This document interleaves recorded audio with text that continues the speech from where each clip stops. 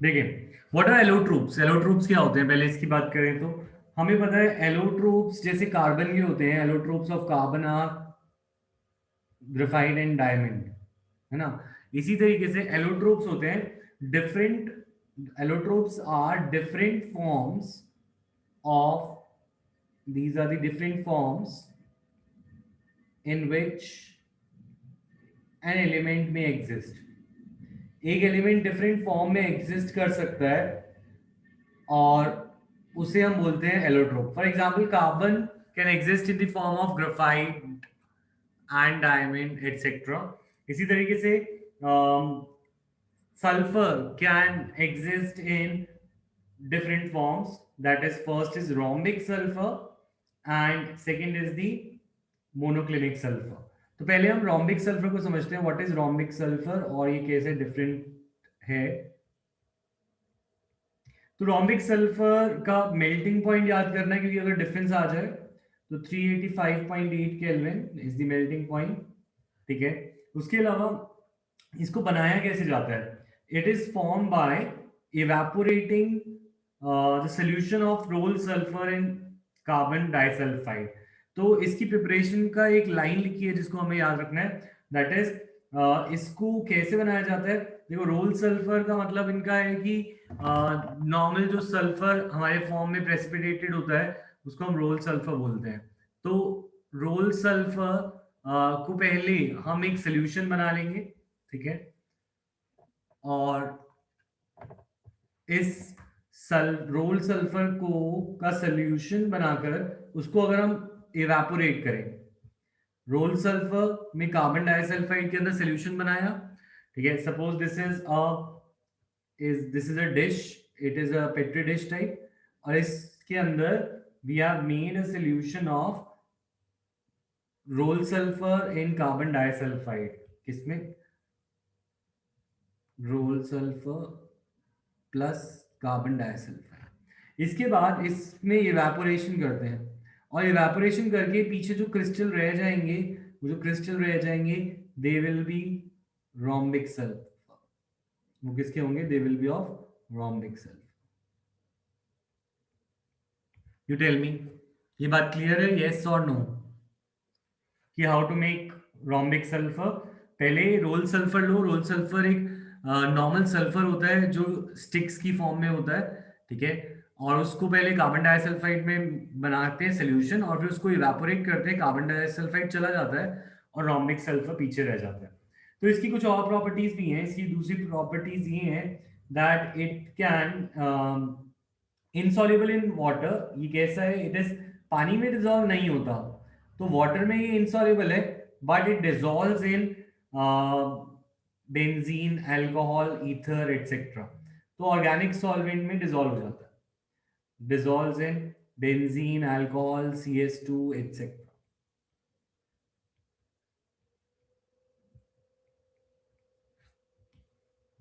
ठीक है।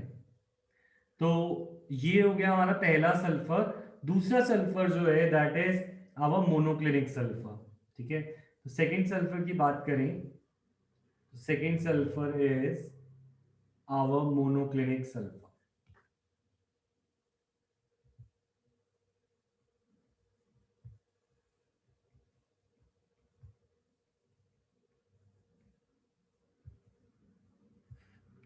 इस संडे को तुम्हारा पी ब्लॉक का टेस्ट है, ठीक है।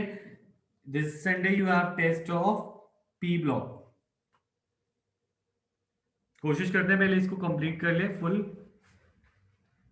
अच्छा देखो, नेक्स्ट मोनोक्लिनिक सल्फर, इसका मेल्टिंग पॉइंट याद रखना है। मेल्टिंग पॉइंट कितना है इसका? 393 kelvin. Melting point is 393 kelvin, ठीक है। उसके अलावा इसकी जो ये भी सॉल्युबल है CH2 में, ये तो दोनों ही सॉल्युबल है, ये कोई ज्यादा बड़ी बात नहीं हुई। This is form bye melting rhombic sulphur. कैसे प्रिपेयर करते हैं इसको? रोम्बिक सल्फर को मेल्ट करते हैं पहले, रोम्बिक सल्फर को मेल्ट करते हैं, देन कूल करते हैं, देन कूल इट। तो इसमें क्या करना है? तुम रोम्बिक सल्फर लो और रोम्बिक सल्फर को पहले मेल्ट कर दो, ठीक है। रोम्बिक सल्फर को मेल्ट कर दिया, यहाँ पे रोम्बिक सल्फर है, उसको कूल किया। कूल करने पे ऊपर एक क्रस्ट बन जाएगी, ऊपर क्या बन जाएगी, क्रस्ट, ठीक है। इस क्रस्ट में क्या करो, इस क्रस्ट में 2 होल्स कर दो, 2 होल्स करके इन क्रस्ट से क्या करो, इस क्रस्ट से जो लिक्विड है रोमिक सल्फर उसको बाहर निकालो,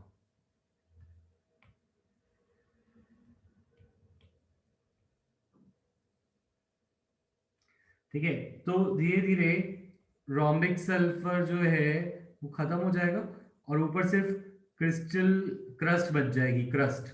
वो जो क्रस्ट होगी, उस क्रस्ट के अंदर जो क्रिस्टल्स होंगे they will be of monoclinic sulphur, वो जो क्रिस्टल्स होंगे they will be of monoclinic sulphur. मैं एक बार प्रोसेस को रिपीट कर रहा हूं। मोनोक्लिनिक सल्फर को कैसे बनाना है, मोनोक्लिनिक सल्फर बनाने के लिए पहले रोम्बिक सल्फर को मेल्ट करें, देन उसको कूल करें। कूल करने के बाद क्रस्ट में 2 होल्स करें, ठीक है। हाँ, we will do 2 holes in the crust, ठीक है। उसमें से जो लिक्विड है उसको बाहर निकाल देते हैं। 2 होल करने के बाद जो उसके अंदर लिक्विड है, क्रस्ट को छोड़कर बाकी सारा लिक्विड को बाहर कर देते हैं, ठीक है। अब क्रस्ट के अंदर, inside the crust, colourless needles shaped, colourless needle shaped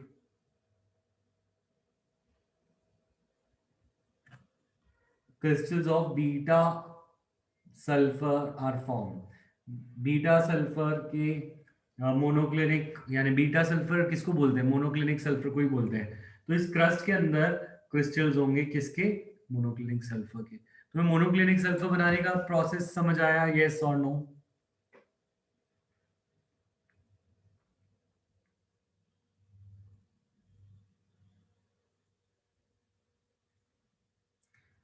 तो अगर क्वेश्चन आ जाए differentiate between alpha and beta sulphur, alpha sulphur होता है रोम्बिक और बीटा होता है मोनोक्लिनिक,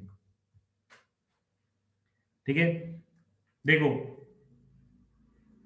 मैं एक बार रिपीट कर देता हूं। एक डिश में तुमने रोम्बिक सल्फर को रखा और उसे मेल्ट किया, मेल्ट करने के बाद उसे कूल किया, तो ऊपर जो सरफेस होती है उस सरफेस के ऊपर थोड़ा सा सॉलिडिफिकेशन से क्रस्ट आ जाती है। इस क्रस्ट में हमने 2 होल करके लिक्विड को बाहर कर दिया और क्रस्ट के अंदर जो क्रिस्टल्स रह गए वो मोनोक्लिनिक सल्फर के।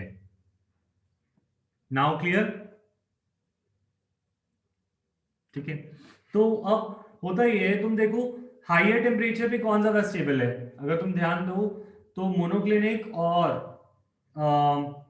मोनोक्लिनिक अल्फा और बीटा फॉर्म में से अल्फा फॉर्म जो है 385 केल्विन पे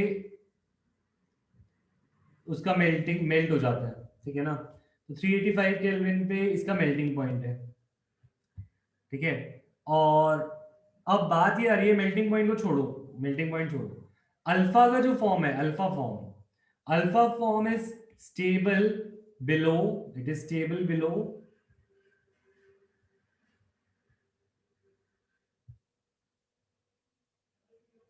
369 केल्विन, ठीक है। और 369 केल्विन से ऊपर कौन सा फॉर्म स्टेबल है, beta is stable above this point, ठीक है। तो इस टेम्परेचर को क्या बोलते हैं, इस टेम्परेचर को बोलते हैं ट्रांजिशन टेम्परेचर। तो क्वेश्चन आ रहा है what is transition temperature, transition temperature is 369 kelvin. Why is it called transition temperature, because above this temperature beta form is stable और below this temperature alpha form is stable। तो अगर alpha को 369 से ऊपर रखा जाए तो वो बीटा बन जाता है, और बीटा को 369 से नीचे रखा जाए तो वो अल्फा बन जाता है, जो ज्यादा स्टेबल होता है उस फॉर्म में वो चला जाता है। That is why this temperature is called transition temperature. Is this clear, yes और नो? ये सारे पॉइंट यहाँ पे गिवन है कि ट्रांजिशन टेम्परेचर क्या है। नेक्स्ट, ट्रांजिशन का मतलब होता है चेंज। तो ये वो टेम्परेचर है जिसपे चेंजेस होते हैं, ठीक है। 369 केल्विन से ऊपर बीटा फॉर्म स्टेबल होता है और 369 से नीचे अल्फा फॉर्म स्टेबल होता है, ठीक है। नेक्स्ट, अगर हम बात करें, इसमें जो मोनोक्लिनिक सल्फर में आपने कहा कि रोमिक सल्फर को मेल्ट करते तो पहले रोमिक सल्फर बनाना पड़ेगा ना हमें। नहीं, ये तो प्रोसीजर था जो लैब में तुम्हें चाहिए, जल्दी चाहिए तो, ठीक है। पर अगर तुम उसको लैब में नहीं, अपने घर पे या कहीं पे तुम रख देते हो 369 केल्विन से ऊपर, है ना, तो वो बीटा बन जाता है खुद ही। और अगर नीचे रख देते हो तो वो अल्फा फॉर्म में कन्वर्ट होना शुरू हो जाता है, क्योंकि इसके अंदर ट्रांजिशन हो जाता है to the more stable state. कोई भी एलिमेंट चाहेगा कि वो अपनी स्टेबल स्टेट में रहे। तो अगर तुम्हें लैब में चाहिए, लो टेम्परेचर पे चाहिए, तो ये मेथड था प्रिपरेशन का। इसको इनसे कंफ्यूज नहीं करना, ओके ओके सर। ठीक है। मेल्टिंग पॉइंट का कोई ऐसे रिलेशन नहीं है इससे। मेल्टिंग पॉइंट तो बस ये बताता है कि अगर तुम उसको हीट करने लगो किस टेम्परेचर पे वो पिघल जाएगा ना, तो उसका स्टेबिलिटी से लेना देना नहीं होता मेल्टिंग पॉइंट का अभी फिलहाल। कुछ क्लियर?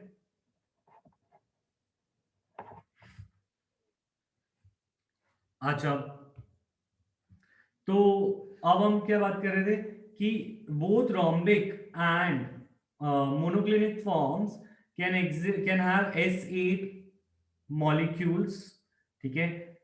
तो रोम्बिक रोम्बिक और मोनोक्लिनिक दोनों के दोनों S8 के फॉर्म्स हैं। इसमें सल्फर के 8 एटम मिलाकर रहते हैं,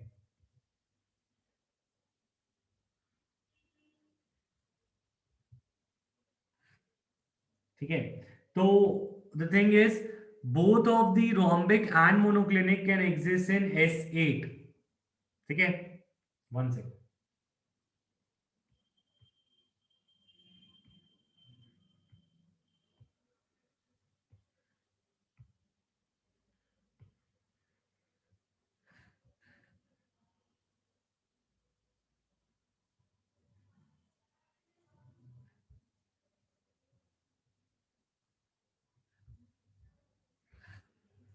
मैं स्क्रीन दोबारा चला रहा हूँ, रुको।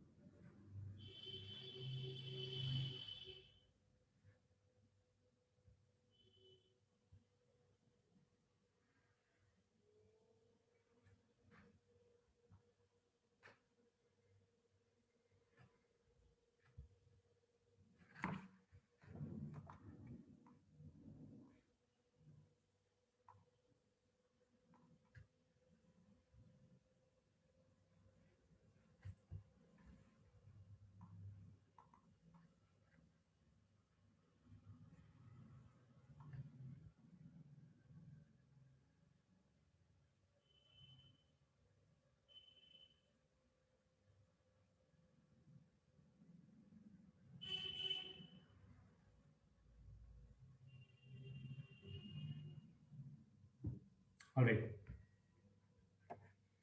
तो देखो बात यह है कि रोम्बिक और मोनोक्लिनिक सल्फर दोनों के दोनों S8 में एग्जिस्ट करते हैं। तो सल्फर जो है, सल्फर की अगर हम मॉलिक्यूलर फॉर्म पूछें तो सल्फर की डिफरेंट मॉलिक्यूलर फॉर्म है।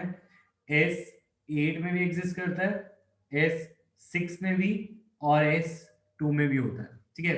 S8 एग्जिस्ट जो मोनोक्लिनिक है और रोम्बिक है, यानी अल्फा और बीटा फॉर्म, ठीक है। दोनों के दोनों S8 के फॉर्म है। S6 को कोई खास नाम नहीं दिया जाता, S2 को भी कोई खास नाम नहीं दिया जाता, ठीक है। तो अब बात यह है कि इनके दोनों के स्ट्रक्चर्स थोड़े से अलग है। इनको क्या बोलते हैं? तो देखो, एक है क्राउन फॉर्म। सल्फर जो 8 में होता है, that is 8 sulphur is in the crown form, crown और पकड़ बोलते हैं इसे, ठीक है। तो इसको बनाने के लिए what you can do is, तुम एक W बनाओ, ठीक है, तुम एक और W बनाओ ऐसे, तो 2 W बनाए और इसके अंदर ये सारे के सारे सल्फर।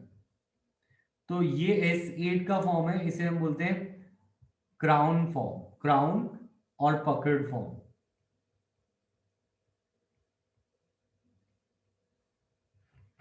S8, ठीक है। S6 बनाने के लिए, S6 बनाने के लिए you can form a chair. Chair कैसे, कुछ ऐसी चेयर, पहले उठा हुआ पार्ट, देन बैठने का पार्ट, और देन नीचे का सपोर्ट। तो इसमें इसे बोलते हैं चेयर फॉर्म।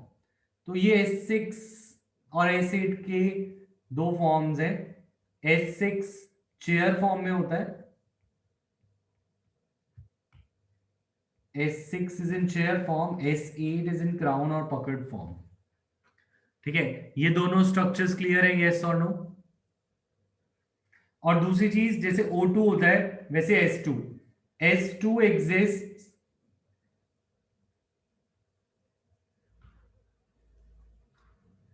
S2 exists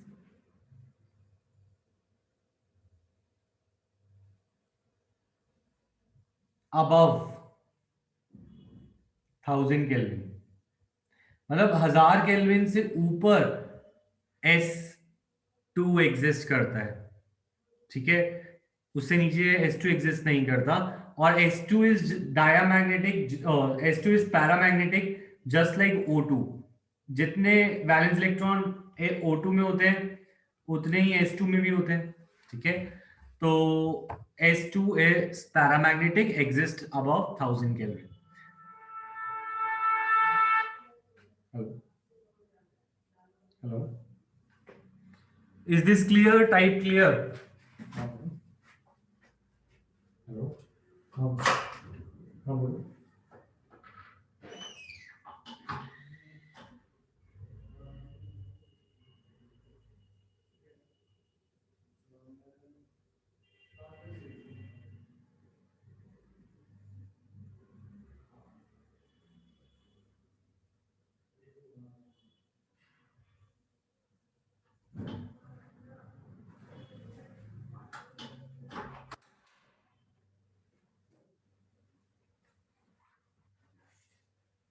ठीक है, next.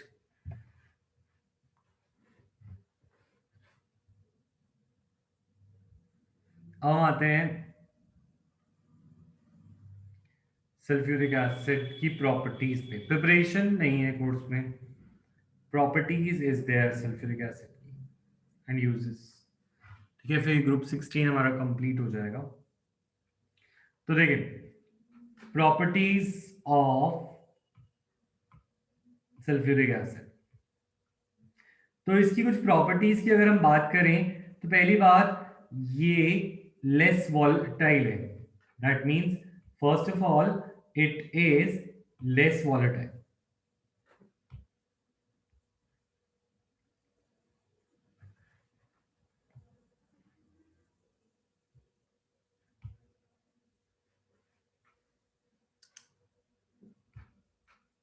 It is less volatile. Volatile का मतलब क्या होता है? Volatile means anything that forms vapours. Volatile होता है जो वेपर्स बनाए, जो वेपर्स में बन के उड़ जाए, उसे बोलते हैं वॉलेटाइल, ठीक है। अब ये लेस वॉलेटाइल है। लेस वॉलेटाइल मतलब इस ये हवा में उड़ता नहीं है ज्यादा, ठीक है। दूसरी चीज, इट इज, तो पहली बात क्लियर हो गई कि ये लेस वॉलेटाइल है। Secondly, it has strong acidic character. तो एसिड स्ट्रॉन्ग है, ये बात तो हम समझ ही सकते हैं। स्ट्रॉन्ग एफिनिटी फॉर वाटर, इसकी एफिनिटी स्ट्रॉन्ग है वाटर के लिए, मतलब ये पानी को बहुत पसंद करता है, ठीक है। तो इसीलिए अगर तुमने ध्यान दिया हो ऑर्गेनिक में, हमारी जो ये रिएक्शन थी CH3CH2OH, इसमें हम क्या डालते थे? हम डालते थे कंसंट्रेटेड H2SO4 और टेम्परेचर डालते थे 443 केल्विन। Do you remember? तो इस रिएक्शन में H2SO4 किस चीज को निकाल देता है? It removes water. इस रिएक्शन को क्या बोलते थे? डिहाइड्रेशन। क्या करता है? डिहाइड्रेशन। तो इस रिएक्शन को हम बोलते थे डिहाइड्रेशन, और इसमें डिहाइड्रेटिंग एजेंट कौन है? इसके अंदर डिहाइड्रेटिंग एजेंट था H2SO4। Why? Because H2SO4 takes out water from anything. It can take out water from anything. तो क्योंकि इसकी स्ट्रॉन्ग एफिनिटी है, तो इसीलिए it is a good dehydrating agent. अगर हमें कभी भी पानी को बाहर निकालना हो कहीं से, तो ये डिहाइड्रेशन में काम आता है। ठीक है। और तीसरी बात कि ये ऑक्सीडाइजिंग एजेंट भी अच्छा है, मतलब किसी चीज को ऑक्सीडाइज करने में अच्छा है। फॉर एग्जांपल तुम यहाँ पे देखो, कॉपर को ऑक्सीडाइज करके कॉपर सल्फेट, सल्फर को ऑक्सीडाइज करके सल्फर डाइऑक्साइड, कार्बन को ऑक्सीडाइज करके कार्बन डाइऑक्साइड, इन सब में H2SO4 is acting as a oxidizing agent. H2SO4 कैसे एक्ट कर रहा है? It is acting as a oxidizing agent की ये रिएक्शंस है, राइट? तो यू टेल मी, ये 4 पॉइंट्स और ये 3 रिएक्शंस क्लियर हैं? यस और नो? सर ऑक्सीडाइजिंग एजेंट वाला बता दीजिए। ऑक्सीडाइजिंग एजेंट मतलब कोई चीज को ऑक्सीडाइज करे। कार्बन को अगर तुम ऑक्सीजन दो, कार्बन डाइऑक्साइड बनेगा। सल्फर को अगर तुम ऑक्सीजन दो, सल्फर डाइऑक्साइड बनेगा। तो ये सब ऑक्सीजन दे कौन रहा है इसको? ये ऑक्सीजन दे रहा है H2SO4। तो we can say H2SO4 oxidises the sulphur, H2SO4 oxidises the carbon. तो it is acting as an oxidising agent, it is a strong oxidising agent. वो हम रिएक्शन को देख के बता सकते हैं, राइट? क्लियर? दृष्टि, हर्ष, कुणाल क्लास में हो? निशा, तिग्मांशु, विवेक? ठीक है। नेक्स्ट, अब हम आते हैं नेक्स्ट पे। इन aqueous solution sulfuric acid ionizes into 2 steps and इसकी डिसोसिएशन कांस्टेंट की बात करते हैं। तो कह रहे हैं H2SO4 जो एक ऑक्सीड एसिड है, तो अगर वो एसिड है तो वो ब्रेक होगा and give it will give proton. H2SO4 ने प्रोटॉन दिया और ये बनाया H3O प्लस एंड SO4 2-। इस रिएक्शन का Ka इज लार्ज, बड़ा है। Ka 10⁻³ से बड़ा होता है। ठीक है। और सेकेंड रिएक्शन, इसको मैं इजी कर देता हूं, चलो। इन दो रिएक्शन को तुम ऐसे भी समझ सकते हो, you can understand it like this also. H2SO4 aqueous solution में it can break into H plus and HSO4 minus। इसका Ka की वैल्यू इज लार्ज। ठीक है। And HSO4 minus can also break into H plus and SO4 2-। It can break into H plus and SO4 2-। ठीक है। अब इसका जो Ka है, Ka is small, इसका Ka स्मॉल है। तो वी नो जिसका Ka ज्यादा होता है, ग्रेटर द Ka वैल्यू, उतना रिएक्शन फॉरवर्ड साइड जाती है, प्रोडक्ट साइड पे जाती है। तो greater the Ka, greater is the dissociation, greater is the dissociation. जिसका इक्विलिब्रियम कांस्टेंट ज्यादा होता है उसमें प्रोडक्ट ज्यादा होते हैं। तो कहना है इसे कि H2SO4 जब ब्रेक होता है वो H प्लस में ब्रेक ज्यादा होगा, H प्लस और HSO4 माइनस में। और जो HSO4 माइनस है it will break less into this and this. मतलब H2SO4 will break more into H plus and HSO4 minus, but HSO4 minus will break less into the further products। मतलब समझ आया? Ka से पता चलता है कि रिएक्शन में प्रोडक्ट कितने बनते हैं, ज्यादा बने हैं कम बने हैं। जिसका के ज्यादा है उसके प्रोडक्ट ज्यादा बने हैं, तो इसमें प्रोडक्ट ज्यादा है, और जिसमें के कम है उसमें प्रोडक्ट्स कम बने। तो ग्रेटर द के ए, ग्रेटर इज द डिसोसिएशन, या फिर ग्रेटर इज द प्रोडक्ट्स। तो कहना है से H2SO4 remains broken into HSO4 minus, and HSO4 minus undissociated रहता है, ज्यादा ब्रेक नहीं होता। तो this line is given here, larger value of के means H2SO4 is largely dissociated into this, मतलब ज्यादातर वो डिसोसिएटेड इसमें ही रहती है, ये कम डिसोसिएट होता है इसमें। Is this point clear, yes और नो?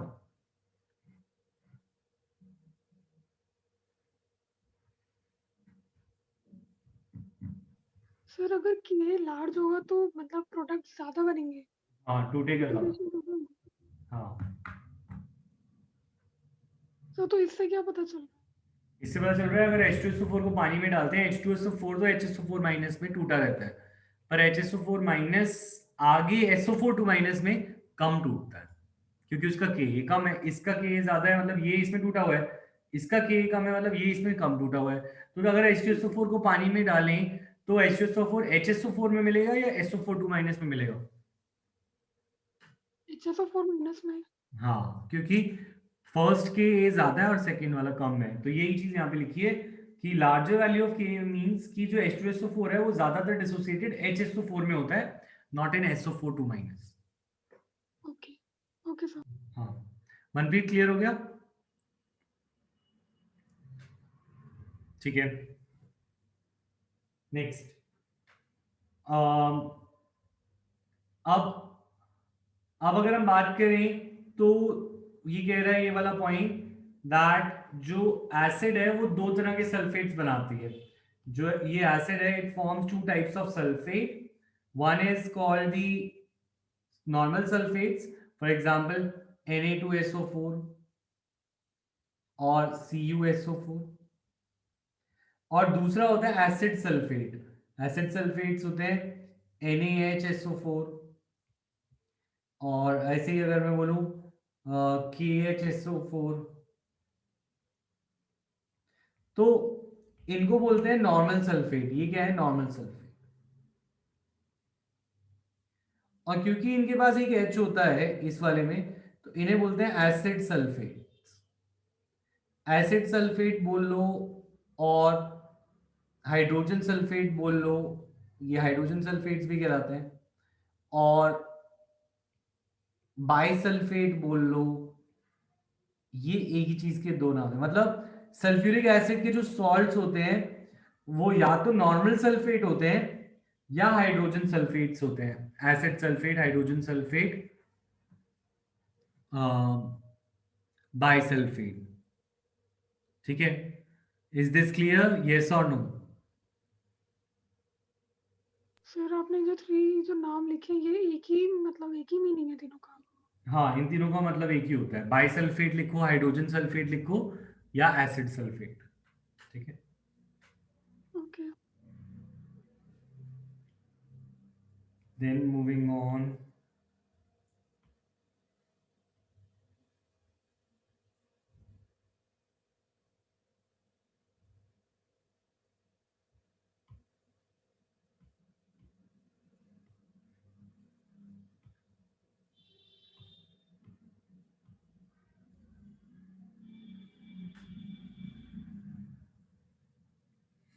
देखो, sulphuric acid because of its low volatility can be used to make other acids.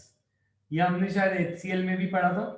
HCl की जब हमने प्रिपरेशन करी थी, देन वी स्टार्टेड कि HCl को अगर बनाना है तो we can use any metal chloride, for example NaCl, और उसमें H2SO4 डाल दो, it will give me NaHSO4 and HCl. So do you remember this reaction in preparation of HCl? HCl की preparation में ये reaction हमने करी थी।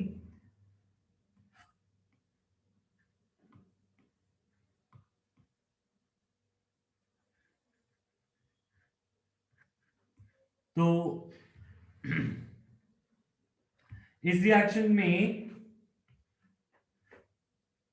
HCl is the other acid. So to prepare HCl, to prepare other acids,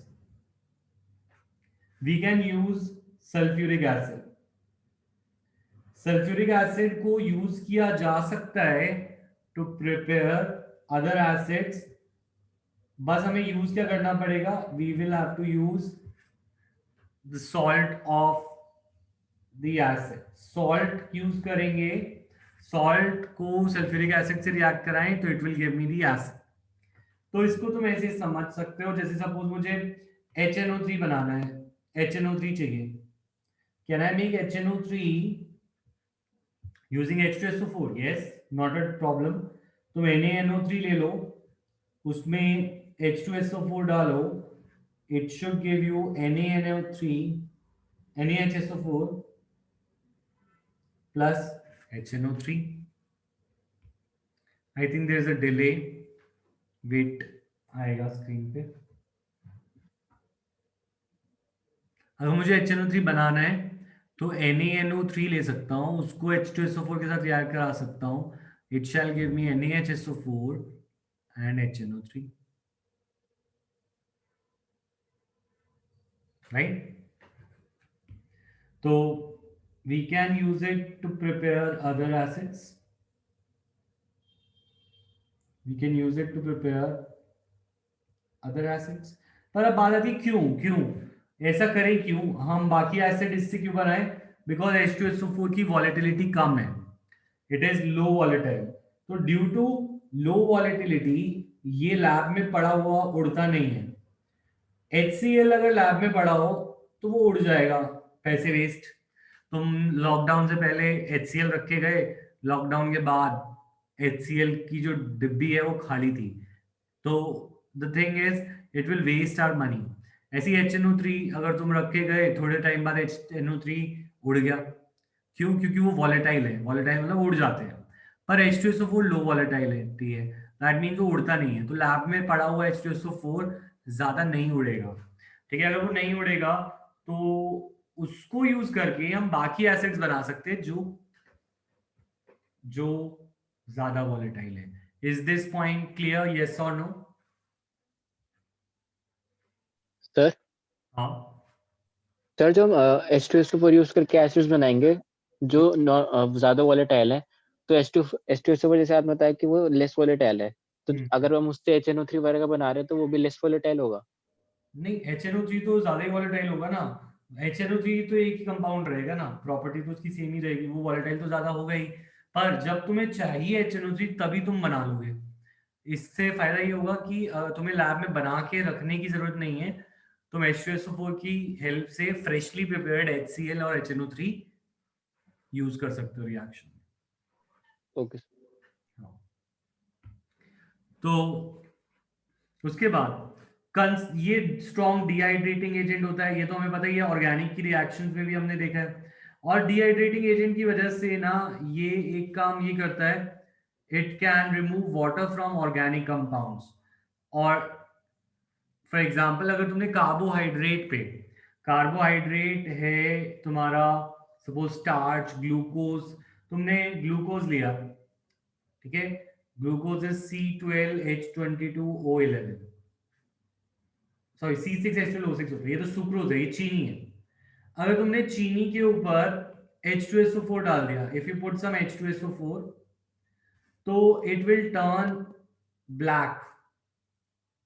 जैसे वो, अगर तुमने स्टोव पे कभी चीनी डाली हो, उस पे तवे पे, पैन पे, तो भी तुमने देखा होगा चीनी जो होती है चार हो जाती है, चारिंग हो जाती है. चारिंग मतलब वो चारकोल जैसी बन जाती है.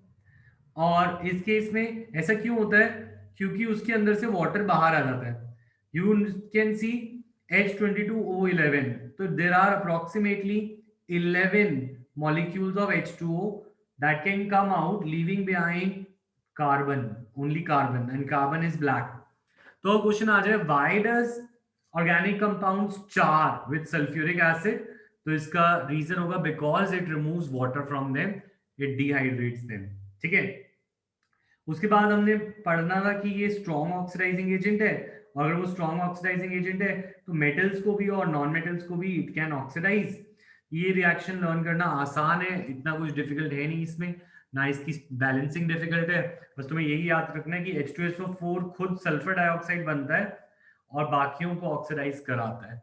तो कॉपर को ऑक्सीडाइज करेंगे तो कॉपर सल्फेट, सल्फर को ऑक्सीडाइज करेंगे तो सल्फर डाइऑक्साइड बनेगा और H2SO4 खुद भी सल्फर डाइऑक्साइड बनेगा, इसीलिए यहाँ पे 3 मोल बनी है सल्फ्यूरिक, 5 मोल बनना चाहिए था यहाँ पे, 3 ये वाला होना चाहिए था ना, ठीक है। ऐसे ही इस केस में the thing is H2SO4 reduces itself to SO2 और जब वो खुद रिड्यूस हो जाता है तो बाकियों को ऑक्सीडाइज कर देता है। H2SO4 खुद SO2 बनता है और बाकियों को जो भी ऑक्सीडाइज प्रोडक्ट है वो तुम लर्न करोगे। CuSO4 बनेगा, सल्फर सल्फर डाइऑक्साइड बनेगा, कार्बन कार्बन डाइऑक्साइड बनेगा। तो ये रिएक्शंस यहां तक क्लियर है? यस और नो एवरीवन?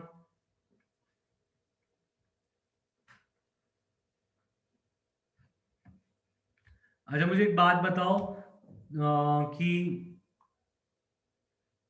तुम्हारी रिएक्शंस कैसी चल रही हैं ग्रुप 15 से लेकर यहां तक? तुम्हें रिएक्शंस लर्न हो रही हैं, हाँ या ना? हाँ या ना?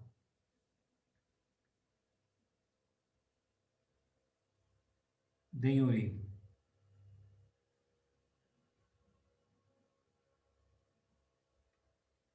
मेजॉरिटी बच्चे कह रहे हैं कि नहीं हो रही है।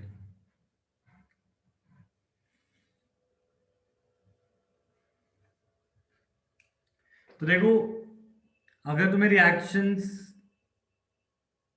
हाँ फ्लो चार्ट बनाओ, कुछ भी बनाओ, you have to learn all the reactions, ठीक है। अगर तुम्हें रिएक्शन लर्न नहीं होती तो हमारा ये बात तो रह ही जाती है ना कि भाई क्या करें, how to learn the reactions, है ना। तो the thing is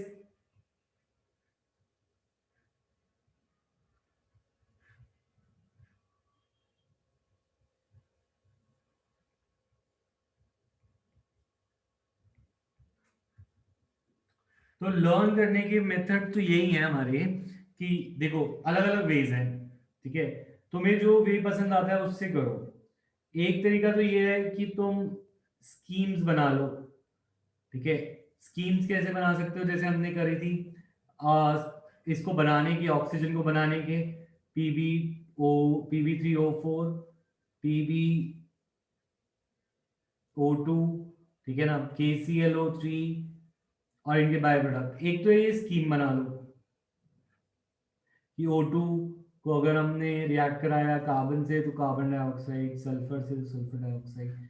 so first way is either through schemes, ठीक है ना। तो वे टू, दूसरा तरीका ये है कि चलते चलते बोल बोल के लर्न करो, ठीक है। तो यू लर्न वाइल वॉकिंग, बोलते बोलते चलो, अपने हाथ में नोट्स लो और बोलते हुए चलते जाओ, कमरे में घूमते जाओ, ठीक है। हाँ हाँ, उसके अलावा उसके बाद देखो सबसे इंपॉर्टेंट वे होता है वे नंबर 3। सबसे ज्यादा काम करने वाला तरीका होता है कि भाई घर में किसी को पकड़ो और उसको सुनाओ, उसे बोलो कि भाई ये सारी रिएक्शंस हैं और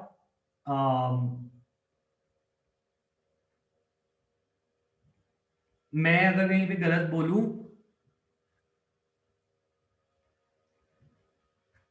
तो मुझे बता देना, ठीक है।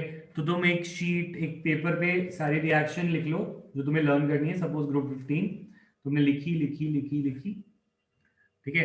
ये शीट ऑफ पेपर तुमने अपने फैमिली मेंबर को, किसी को पकड़ाया और उसे बोला कि इसमें से मैं ये सुना रहा हूँ और देख के मुझे बताओ कि मैं कहाँ पे गलत होता हूँ। फिर जैसे जहां पे भी तुम गलत हो उसको तुम दोबारा बोलो, ठीक है।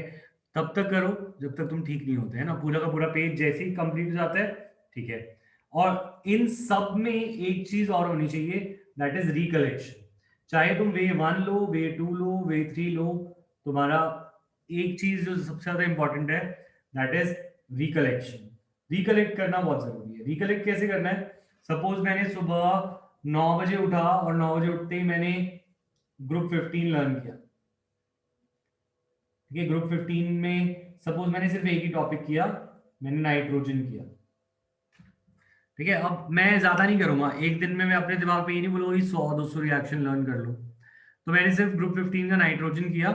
9 बजे के बाद 12 बज गए और 12 बजे दोपहर को मैंने अपने दिमाग में सोचा, मैंने कॉपी उठाई और उस कॉपी में मैंने लिखा। जो गलत हुआ मैंने फिर देखा कि मैं कहाँ पे मिस किया। फिर ठीक है, 12 बज गए, उसके बाद 3 बजे मैंने फिर से रिकलेक्ट किया वही चीज सुबह जो किया था। फिर रात को सोते वक्त 9 बजे फिर से रिकलेक्ट किया। तुम अपने फोन में रिमाइंडर लगा दो रिकलेक्शन का, इस पहले 9 बजे लगा दो, सुबह 9 बजे कोई रिएक्शन उठानी है। 10 मिनट लगते हैं रिएक्शंस को एक बार लिख के लर्न करने में, है ना। फिर दूसरी बार 12 बजे का रिमाइंडर लगा दो कि रिकलेक्ट करना है, फिर 3 बजे रिकलेक्ट करना है, फिर 9 बजे रिकलेक्ट करना है। स्केड्यूल से चलोगे तो ही पी ब्लॉक की रिएक्शन लर्न होंगी। प्री बोर्ड आएगा और तुम एक दिन पहले रिएक्शन कर लोगे तो तुम तो अगर ऐसे कर लोगे तो मुझे भी बता देना कि कैसे कर लिया तुमने, नहीं तो ये होंगी नहीं लर्न। तो डेली के डेली तुम्हें उठानी है रिएक्शन और डेली के डेली तुम्हें लर्न करना है। ठीक है, तो will you try these method, yes और नो? सबसे अच्छा तरीका तो मुझे यही लगता है कि भाई किसी को सुनाओ रिएक्शंस, उससे जरूर लर्न होता है। ये सबसे मैजिकल वे है, इस तरीके से पक्का लर्न हो जाएगा। ठीक है, तो पर रिकलेक्ट करना चाहे तुम किसी भी तरीके से करो, रिकलेक्ट करना जरूरी है।